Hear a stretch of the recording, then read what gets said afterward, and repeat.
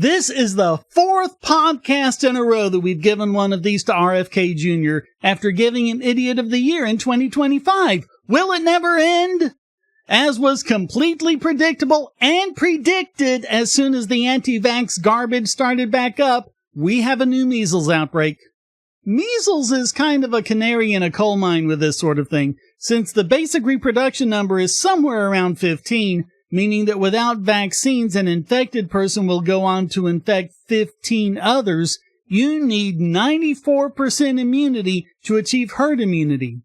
When you count in the people who can't get the vaccine and people for whom the vaccine doesn't work, that doesn't leave room for a lot of people just deciding not to get it because they're idiots. In 2025, there were 2,242 confirmed measles infections in the United States, the highest since 1992. That's compared to a mere 285 cases in 2024, an increase of over sevenfold.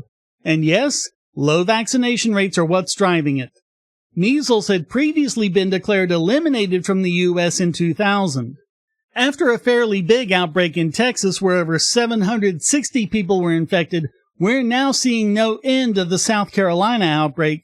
Starting in October, South Carolina has accumulated 646 cases as of the 20th, 171 of them since the new year. There are also some other clusters like 216 on the Utah-Arizona border, 100 cases in New Mexico, 90 in Kansas, and 40 in Ohio, all in places where the vaccination rate has dropped below 90%. Work it out, people! Each case costs something like $43,000 to treat. To make matters worse, officials are warning that the cases are growing beyond their ability to trace. You can't just assume you don't have measles because you're asymptomatic. The disease is contagious for 4 days before the first symptoms appear.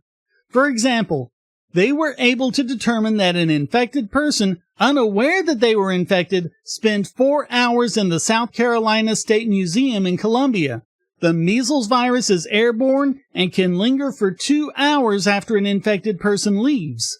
If you're in that area for those 6 hours and you're unvaccinated, the chances are 90% that you'll become infected, and you'll be going around another 4 days spreading it before you realize it.